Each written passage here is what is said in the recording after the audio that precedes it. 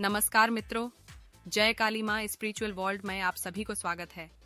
मित्रों, अब के बाद हम ध्यान, साधना, मंत्र, तंत्र, यंत्र, भजन, कीर्तन और स्पिरिचुअल हर्बल उपचार के बाद अध्यात्म, मंत्र, तंत्र और साधना से संबंधित या लोक में जनप्रिय कहानी, कथा और पौराणिक सत्य, तथ्य, रोचक घटना इत्यादि का ज्ञानवर्धक और मनोरंजन पूर्ण वीडियो का भी शुरुआत करने जा रहे हैं। आशा है आप सभी लोगों को यह भी अच्छा लगेगा। और मित्रों, यह चैनल का अभी तक सब्सक्राइब किया नहीं है तो कृपया सब्सक्राइब भी करें, लाइक, कमेंट और दोस्तों के बीच शेयर भी करें। जय काली माँ, जय गुरु श्री दिनेश्वर स्वामी कालीपुत्र, धन्यवाद। तो आइए मित्रों, आज का कहानी शुरू करें। आज की कहानी है लम्ही, बनारस का हिंदी साहित्य के प्रसिद्ध कहानीकार व उपन्यासकार मुंशी प्रेमचंद जी का चर्चित कहानी कफन। भाग 1।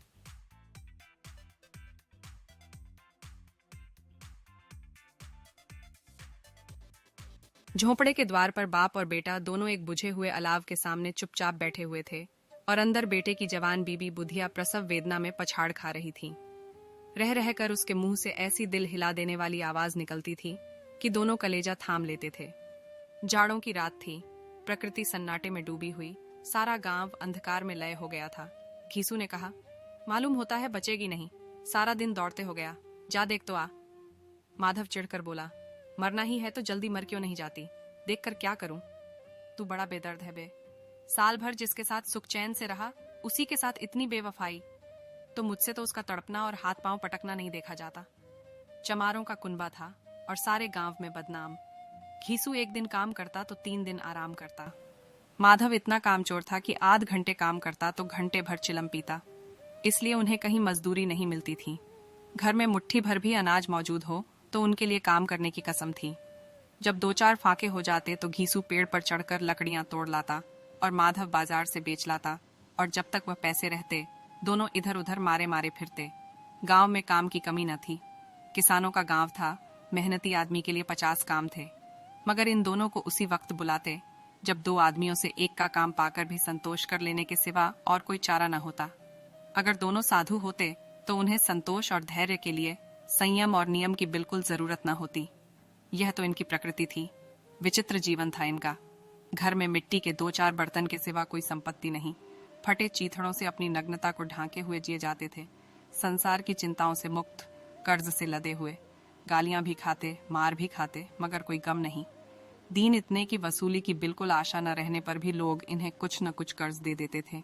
मटर, आलू की फसल में दूसरों के खेतों से मटर या आलू उखाड़ लाते और भून भान कर खा लेते, या 10-5 ऊख उखाड़ लाते और रात को चूसते।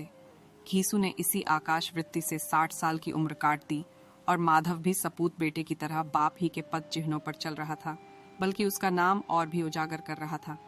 इस वक्त भी दोनों अलाव के सामने बैठकर आलू भून रहे थे, जो कि किसी खेत से खोद लाए थे। घीसू की स्त्री का तो बहुत दिन हुए देहांत हो गया था।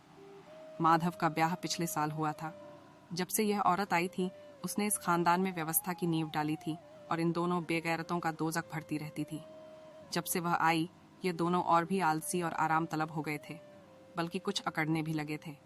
कोई कार्य करने को बुलाता तो निर्ब्याज भाव से दुगुनी मजदूरी मांगते। वहीं औरत आज प्रसव वेदना से मर रही थी और ये दोनों इसी इंतजार में थे कि वह मर जाए तो आराम से सोएं। घीसू ने आलू निकालकर छीलते हुए कहा, जाकर देख तो क्या दशा है उसकी। चुड़ैल का फिसाद होगा और क्या। यहाँ तो ओझा भी 1 रुपया मांगता है। माधव को भय था कि वह कोठरी में गया तो घीसू आलूओं का बड़ा भाग साफ कर देगा। बोला, मुझे वहां जाते डर लगता है। डर किस बात का है, मैं तो यहाँ हूं ही, तो तुम ही जाकर देखो ना। मेरी औरत जब मरी थी तो मैं 3 दिन तक उसके पास से हिला तक नहीं था, और फिर मुझसे लजाएगी कि नहीं।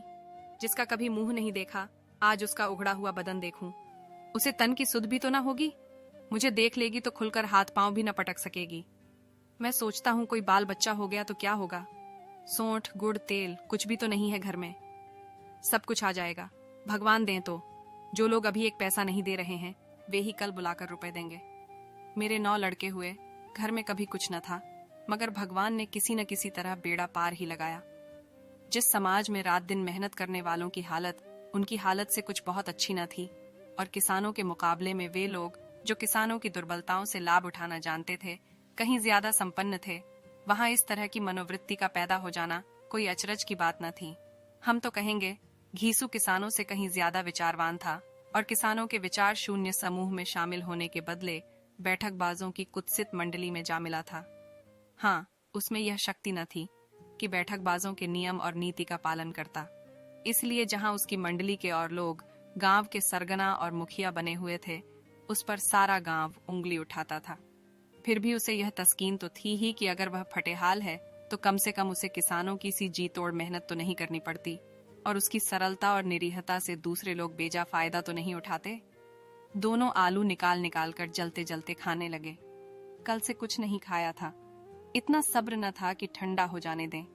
कई बार दोनों की जबानें जल गईं। छिल जाने पर आलू का बाहरी हिस्सा जबान, हलक और तालू को जला देता था, और उस अंगारे को मुंह में रखने से ज्यादा खैरियत इसी में थी कि वह अंदर पहुंच जाए। वहां उसे ठंडा करने के लिए काफी सामान थे, इसलिए दोनों जल्द जल्द निकल जाते। हालांकि इस कोशिश में उनकी आंखों से आंसू निकल आते। घीसू को उस वक्त ठाकुर की बारात याद आई जिसमें 20 साल पहले वह गया था। उस दावत में उसे जो तृप्ति मिली थी वह उसके जीवन में एक याद रखने लायक बात थी, और आज भी उसकी याद ताजी थी। बोला, वह भोज नहीं भूलता। तब से फिर उस तरह का खाना और भरपेट नहीं मिला। लड़की वालों ने सबको भरपेट पूरियां खिलाई थीं, सबको, छोटे बड़े सबने पूरियां खाईं और असली घी की। चटनी, रायता, 3 तरह के सूखे साग, एक रसेदार तरकारी, दही, चटनी, मिठाई। अब क्या बताऊं कि उस भोज में क्या स्वाद मिला। कोई रोक टोक नहीं थी, जो चीज चाहो मांगो, जितना चाहो खाओ। लोगों ने ऐसा खाया कि किसी से पानी न पिया गया। मगर परोसने वाले हैं कि पत्तल में गर्म गर्म गोल गोल सुवासित कचौरियां डाल देते हैं। मना करते हैं कि नहीं चाहिए, पत्तल पर हाथ रोके हुए हैं, मगर वह हैं कि दिए जाते हैं। और जब सबने मुंह धो लिया तो पान इलायची भी मिली, मगर मुझे पान लेने की कहां सुध थी। खड़ा हुआ न जाता था। चटपट जाकर अपने कंबल पर लेट गया। ऐसा दिल दरियाव था वह ठाकुर। माधव ने इन पदार्थों का मन ही मन मजा लेते हुए कहा, अब हमें कोई ऐसा भोज नहीं खिलाता। अब कोई क्या खिलाएगा, वह जमाना दूसरा था। अब तो सबको किफायत सूझती है। शादी ब्याह में मत खर्च करो, क्रियाकर्म में मत खर्च करो। पूछो, गरीबों का माल बटोर बटोर कर कहाँ रखोगे। बटोरने में तो कमी नहीं है, हाँ खर्च में किफायत सूझती है। तुमने एक 20 पूरियां खाई होंगी। 20 से ज्यादा खाई थी। मैं 50 खा जाता। 50 से कम मैंने ना खाई होंगी। अच्छा पका था। तू तो मेरा आधा भी नहीं है। आलू खाकर दोनों ने पानी पिया और वहीं अलाव के सामने अपनी धोतियां ओढ़कर पांव पेट में डाले सो रहे, जैसे 2 बड़े बड़े अजगर गेंडुलिया मारे पड़े हों और बुधिया अभी तक कराह रही थी।